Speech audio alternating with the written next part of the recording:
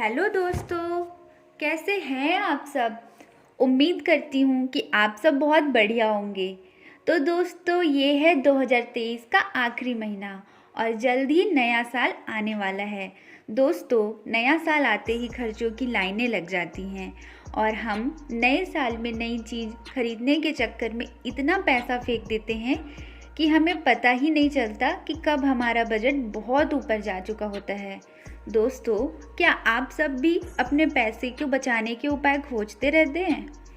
तो मैं आपको बताने वाली हूँ 10 काम की ऐसी चीज़ें जो आपकी काफ़ी पैसे बचा सकते हैं। आपको करना क्या है?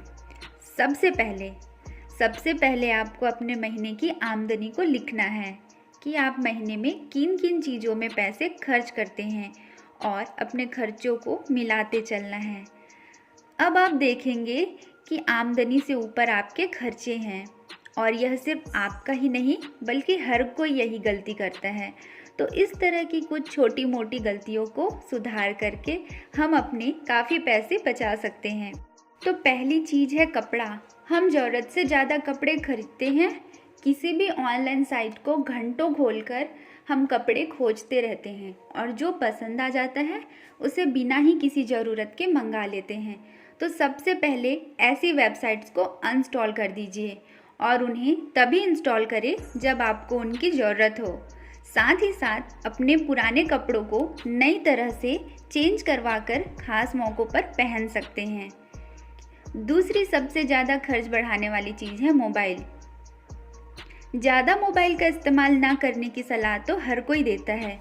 जब ज़रूरत ना हो तो मोबाइल जल्दी ना खरीदे। जब तक मोबाइल अच्छे से काम कर रहा है, किसी की भी देखा देखी में नया फ़ोन बिल्कुल ना खरीदे। लेटेस्ट मोबाइल लेने के चक्कर में हम बहुत से पैसे फालतू ही खर्च कर देते हैं।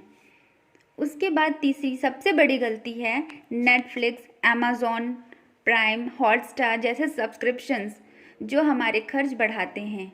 हम शौक में बहुत से पैसे इन पर खर्च कर देते हैं जिसका हमें अंदाज़ा भी नहीं होता और आखिर में हम इतने व्यस्त होते हैं कि हमारे पास वेब सीरीज़ और मूवीज़ के लिए टाइम ही नहीं होता।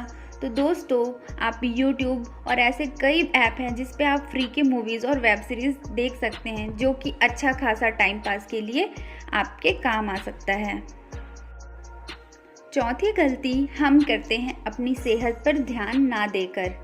दोस्तों, हम अपनी सेहत पर ध्यान तो देते ही नहीं हैं, साथ ही साथ खाने पर भी ध्यान नहीं देते हैं।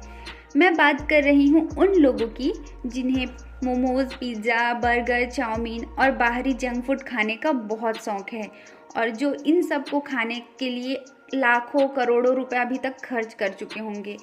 और कुछ हमारे मिडिल क्लास फैमिली के भी लोग ऐसे हैं जो काफ़ी पैसे इन सब पर खर्च करते हैं, जिन्हें बाहर का खाना घर के खाने से ज़्यादा अच्छा लगता है। तो आप क्या करें, इन सब में खर्च करने के बजाय हफ्ते में कोई 1 या 2 दिन तय कर लें जिस दिन ही आप बाहर का खाना खाएंगे और बाकी के दिन घर के नाश्ते और खाने से अपना काम चलाइए।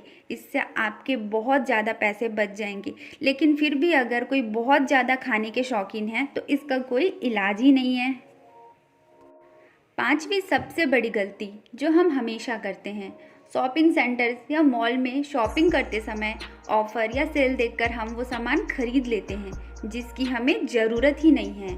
और दूसरी सबसे बड़ी गलती, हम ज़्यादा क्वांटिटी में सामान ये सोचकर खरीद लेते हैं कि सस्ता मिल रहा है और एक टाइम के बाद वह चीज़ एक्सपायरी हो जाती है या फिर रखे रखे ख़राब हो जाती है।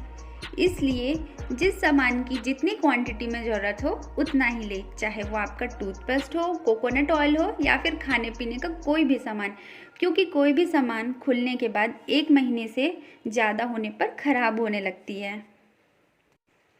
छठवीं सबसे ज़्यादा खर्च देने वाली चीज़ है पेट्रोल। दोस्तों, पेट्रोल का रेट आजकल आसमान छू रहा है। ऐसे में अगर आपको हड़बड़ी ना हो तो आसपास आने जाने के लिए गाड़ियों की जगह पैदल चलें। और अगर आपको ज़्यादा दूर पैदल चला नहीं जाता तो आप साइकिल का भी इस्तेमाल कर सकते हैं। और हाँ, साइकिल चलाने में बिल्कुल भी शर्मिंदगी महसूस ना करें। बाहरी देशों के शहरों में बहुत से लोग पैदल चलते हैं, साइकिल और पब्लिक ट्रांसपोर्ट का यूज़ करते हैं। जहां आप पब्लिक ट्रांसपोर्ट का इस्तेमाल करके, पैदल चल के या फिर गाड़ियों का कम से कम उपयोग करके काफ़ी पैसे बचा सकते हैं। दोस्तों, अब मैं बता रही हूँ आपको 7वीं चीज़। तो 7वीं चीज़ है गार्डनिंग।